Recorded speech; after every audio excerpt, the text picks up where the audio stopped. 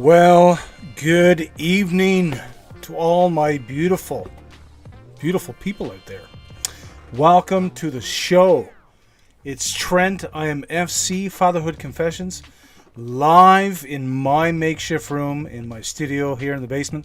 I apologize for the camera quality. It's not so good. I don't know why. I can't figure out why. But anyways, we'll bear with it. So here's what I want you guys to do. I want you guys to drop it in the chat where you're from, even if you watch it on the replay. Drop it in there. I want to know who you are. I want to know where you're watching from, and probably why you stumbled upon this channel, why you decided to subscribe. Now, the Fatherhood Confession Feature Friday, that's what this segment is, Feature Friday. This is all about just candid conversation.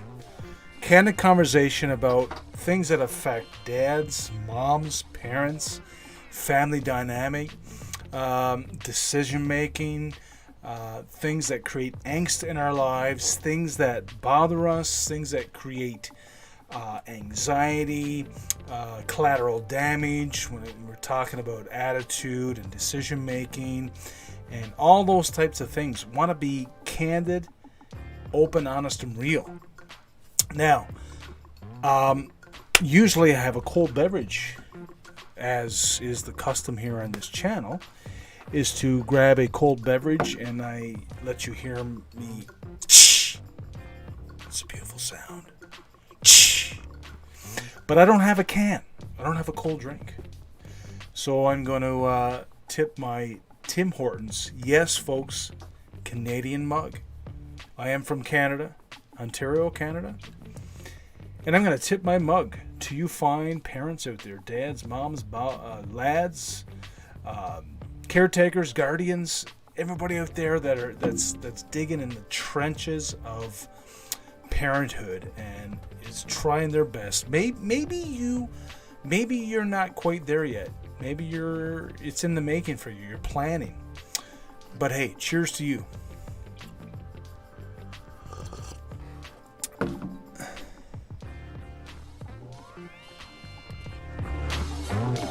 Anyways, again, as the custom is here, we just gotta listen to the tunes.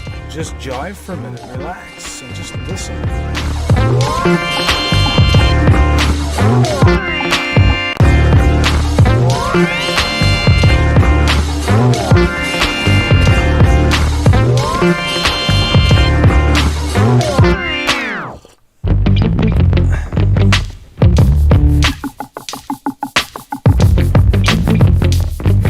So tell me what you're doing tonight on this fine, I think it's January 14th, a Friday night. You're maybe all cozied up, got your cup of tea, maybe a coffee, I don't know what you have. And maybe you're on your tablet, you're on your phone, maybe you're watching this, you got a cassette too. Maybe I made the TV. Maybe I made your TV. I can't believe it. I'm broadcasting on your TV. That's amazing. But nevertheless, thank you for joining. So, again, I have a dad joke for you, just to get started. Dad joke coming at you. Dad joke coming at you.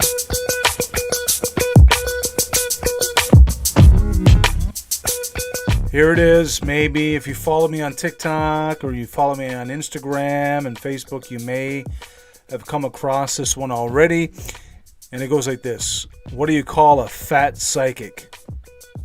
For dramatic effect, we gotta turn up the music.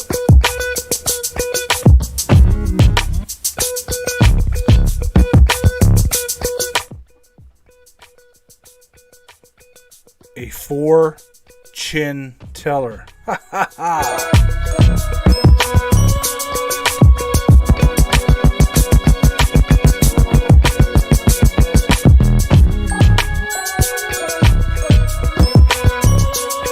Well, we're going to get right into our conversation tonight, and that conversation is definitely centered around something that it's very prominent in our world today in North America. And that topic is absent fathers. and the impact that it leaves on families, on the dad, on the parent, on the kids, on the relationships. And so we're going to jump right over here to our other camera. Here we go. I'm looking right at you. And let me know in the comments below if there's echo. Please let me know so I can fix that echo. But there's a crisis in our world, right? There's a crisis, and that crisis is growing. It really is growing. And I wanted to read some statistics to you that may strike a chord with you, that may be, a surprise to you. But nevertheless, it's a pandemic, it's an epidemic in our world today, and that's absent dads, for whatever the case may be. Now, I don't know about you, but I know of a lot of absent fathers. I know people who are recipients. They grew up children, kids with no father, and it impacted them greatly, even from learning how to do, using tools and things that normal fathers would teach their children. All those things they had to either learn from someone else, if they were so fortunate as to have someone adopt them. And when I say adopt, I mean take them in and raise them and be a mentor. Whether it be an uncle or a stepdad that comes into their lives, whether a friend or a grandfather mentor of some sort. And all of these are great to have, but not everybody's fortunate. Not everybody's son or daughter are fortunate to have an advocate, someone to step in that case. But I want to read some statistics for you. The proof is in the pudding, as they would say. The proof is in the father absenteeism. And it's a crisis, and it harms children, it harms families. And you may be listening tonight being like, man, I'm one of those people. Listen, there's hope. There's hope for you. You can turn a page, you can flip the script on this, and you could take a long, hard look at yourself. Surround yourself, be transparent, find someone to talk to, find someone that you can be real with, and expose your heart where you are, where you want to be. But let me share some statistics with you. There's a father absent crisis in the world, really, but mostly in North America. According to and this is U.S. statistics, so I'm just going to state these, and you can mull these over. You can filter through these as you wish and apply them as close as you can to where you are located, okay? 18.3 million children, 1 in 4, live without a biological dad or adoptive father. That's crazy. So in the home, 1 in 4 homes have an absent dad. So there's a father factor that plays a huge role socially, relationally, in every home that is so critically important to have. I'll share a few more. So father absent crisis in our world, where, of course, fathers are predominantly absent. Do you know that with absent fathers, you're 5 times greater risk of poverty? 7 times more likely for a teenage daughter to become pregnant. More likely to have behavioral issues. That's kids. More likely to face neglect and abuse. 2 times greater risk of infant mortality. That means mom and child health. More likely to abuse drugs and alcohol. That's without a dad. More likely to go to prison, to be incarcerated without a father. And 2 times more likely to suffer from obesity. And more likely to commit a crime. And to end it all off, 2 times more likely to drop out of school and not further their education. So you tell me if that's not something that should be a concern for us. Now, I'm a father of two, a 13-year-old, a 14 this year, and a 10-year-old. And listen, the home life is sometimes the thug life. It gets real. It gets real. I mean, my kids fight over the bag of milk or the cereal, or the fact that they might look like they're twinning one day and they're just at each other's. Like the real drama at home should not be the excuse to take the side exit, right? I mean, every home has a transparency. It has a default setting where there's a reality that is in play in the home, and you're never going to escape that. So the fact that, I mean, and so often social media and movies and TV shows kind of exemplify this family that, everything is fine, everything is rosy, everything is good but maybe on the surface, but in real life that's not how families are. So to get back to this reality, guys, that us fathers, even for the mothers out there, how crucial it is for moms to encourage fathers to stay. And I encourage you to stay. And if you have left, go back. Whatever you do, find a way possible where you could be present in your kids and your spouse's lives. Now that I got those statistics out of the way, we can see that there is a reality in our world where dads play a pivotal role in a child's maturity, in every way, socially, relationally, spiritually, physically, in every way, decision making, careers, friends, you name it. The list goes on.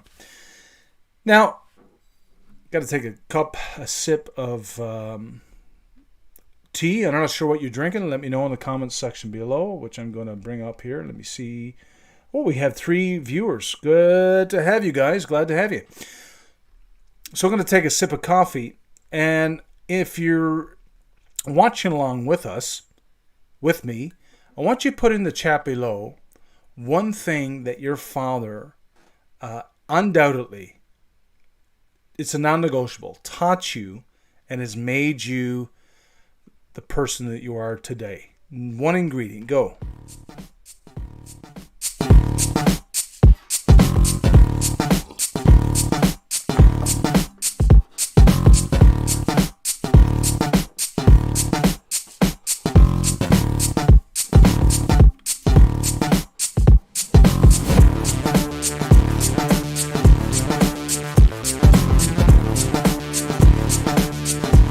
All right.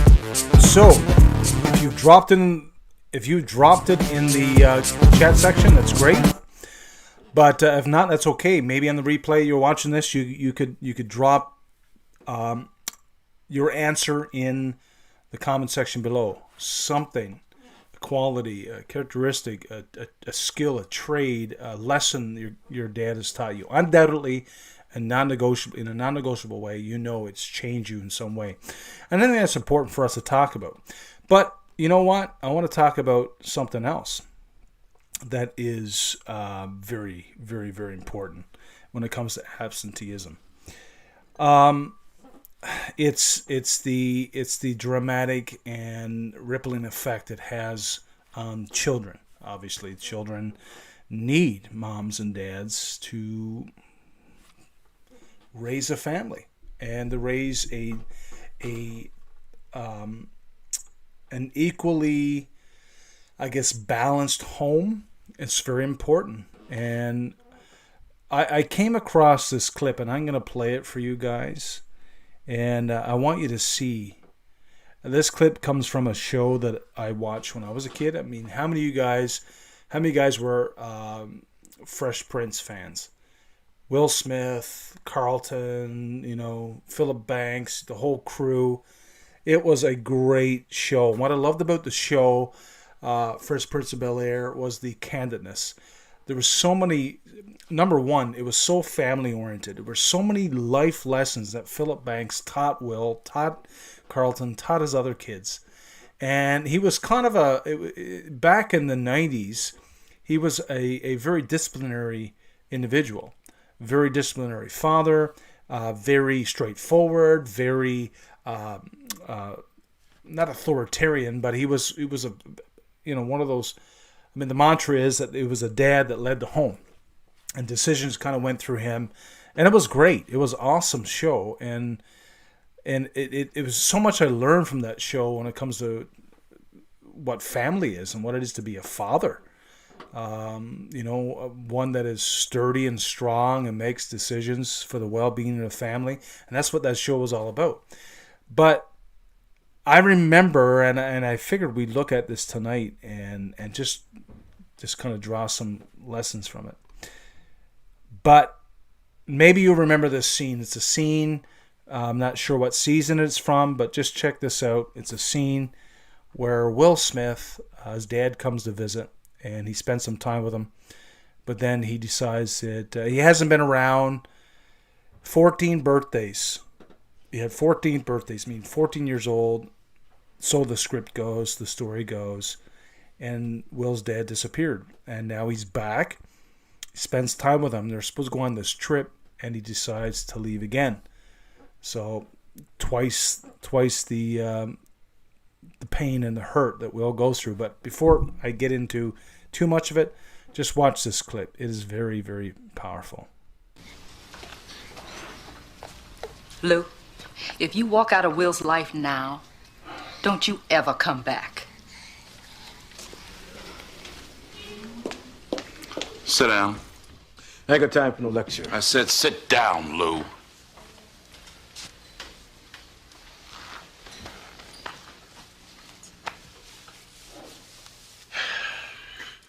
You know, Will was doing just fine until you showed up. But now that you're back, you have responsibilities to him. Look, we're still gonna take the trip. Oh, bull! Bull! Will is not a coat that you hang in the closet, then pick it up when you're ready to wear it. His life goes on. He's not supposed to be here for you. You're supposed to be here for him. You get off my back! You think I want this? It just happened! Now, when Will was a baby, I was scared. Cut the crap, all right? Cut it. Because I've been there. But I didn't run out on my family. I was there every day for them because that's what a man does. Fine, Philip. You win. You the man. You a better man than me. You happy? Now, you gonna tell Will or not? I'm not gonna do your dirty work for you. Fine. Now, one thing that I've got to point out, I love what Philip said. Phil Banks said to Will's father, Will is not like a coat that you hang up in the closet and then take it out and use it whenever you so desire or want to use it, which I thought was a very remarkable comment. It's true. Children are real people. I always say that. They're real people deserving real committed parents. And I love what Phil is doing here. He's confronting him, giving him some hard things to think about, to ponder, and he's about to leave. And of course, this is where Will walks in, and you'll see what happens here. I'll call him from the road. Yeah, then why don't you do that? Yeah, I'll do that. Daddy-o! What's up? Will, I'm glad you're here. Some business came up I got to handle. So we're going to have to put our trip on hold. You understand? Yeah, that's cool. That's cool. Just for a couple of weeks. I understand. Yeah, maybe a little longer. Yeah, whatever. Look, I'll call you next week and we'll iron out the details. Okay? Yeah. It was great seeing you, son. Check out what he too. says here. Lou. Wow. Psh. Mic drop. Psh. Yeah. Wow. It was nice seeing you, son. I love how every time that Will's dad was trying to make him believe that the plans weren't totally dismissed, that they were going to recreate them and replan them and work them out. You could see on Will's face, man, he's not buying it. He's been through this before, and he knows he's leaving. And I love when his dad said, "Hey, it was good to see you again, son." And I love the honesty in such a great scene. Hey, DJ LaFave is in the house. Wow. What do we have here? Let's see. We got a little. I know. Yeah. We'll play a little tunage here for you. Welcome, bud. Yeah, so I mean, I love Will Smith here in the whole scope of fatherhood and absent fathers and fathers being around and on the contrary, fathers leaving. And in his case, in his home, in his life, he's left before. And I love as he's leaving, Will says his name. He didn't call him Dad. And I've always said this. Listen, anybody can be a father. Anybody can father children. Anybody can put their seed in a woman and a woman can bear a child. Anybody can do that. But it takes a special somebody to be a dad. Somebody who's there day in and day out, through the grind, through the mess, through the pandemonium, through the letdowns, through everything. And it's such a moving scene. It really is. It's such it really plays on your heartstrings. And it really, I mean, without even bringing an application to the table here, I mean, it's self-explanatory. What does our dad game look like? And I would encourage you guys that if you are wrestling, you're struggling, and this is a positive message here, and you're wanting to leave, you want to get out, it's just too much, and you need to ask some very critical questions about yourself. You know, where's this coming from? Is it fueled by selfishness? Is you feel you're in so much pain, you're in over your head that you need to escape and run? I would encourage you to look for somebody, find somebody to chat with, to talk to be candid with, to help you through it. See a counselor, see someone that can help you turn that game around, because I'm telling you now, it is worth the stay. And in the end, your children, our kids, will be better because of it. And if you've missed up to this point, you've missed some of the statistics that I read off earlier, you can catch it on the replay and watch again. But today, I just want to talk about absent fathers and the strain and the impact and the emptiness, the void it leaves.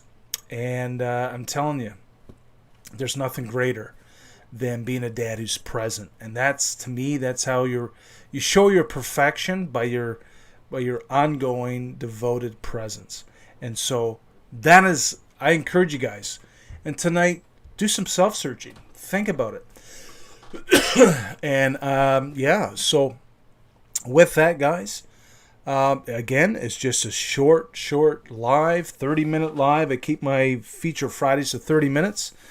And why don't you go ahead and subscribe. If you haven't subscribed to the channel already, go ahead and subscribe and be a part of the FC crew. We'd love to have you. And take this journey with us, and we can learn together and understand what it means to be committed dads and to fail forward, to get up. Even if a man falls 7 times, he gets back up again, right? So with that, guys, thank you for joining. I hope you enjoyed it. Again, don't forget to like, subscribe, ring the bell for when I go live and drop more videos. Be nice to have you aboard. Be nice to have you join me in this journey of fatherhood, and continue to progress and get better as we live these days with our children, with our families moving forward. So, with that, thank you for joining. And as I always say, catch you on the flippity. See you guys.